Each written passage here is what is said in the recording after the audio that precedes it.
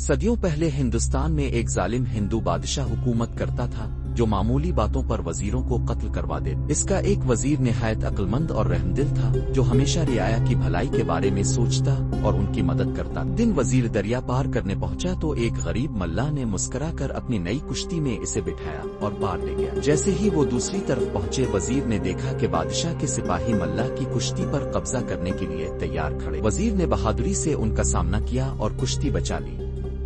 मल्लाह ने एहसान मंदी से वजीर का शुक्रिया अदा किया और रुखसत हो गया। चंद माह बाद किसी ने बादशाह के कान भर दिए कि वजीर उसके खिलाफ साजिश कर रहा। बादशाह तो पहले ही मौका की तलाश में था। कुछ दिन पहले इसे दूसरे बादशाह ने एक सफेद हाथी तोहफे में दिया था जो अब जवान हो चुका। अपने वज़रा और दरबारियों के साथ इसे देखने गया और सब ने इसकी खूबसूरती की मगर बादशाह के जहन में कुछ और ही चल रहा था।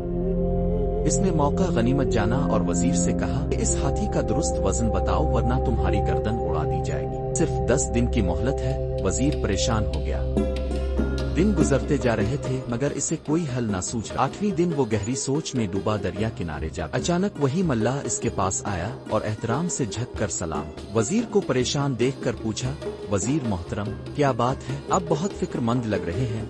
वजीर ने बेबसी से कहा, बादशाह ने मुझे एक मुश्किल में डाल दिया है। अगर हल ना निकला तो 2 दिन बाद मेरी गर्दन उड़ा दी जाए। ऐसी क्या मुश्किल है, शायद मैं मदद कर सकूं।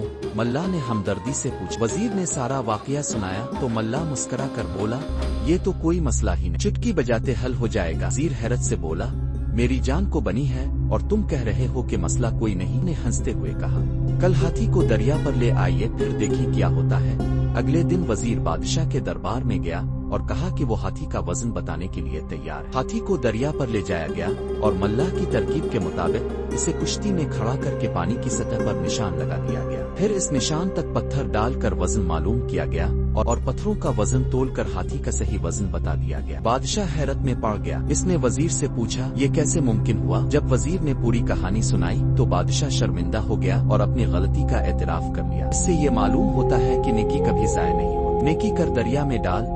वजीर ने मल्लाह की मदद की थी और वही नेकी लूट कर उसकी जान बचाने का सबब बनी। अल्लाह हमें भी नेक काम करने की तौफीक दे।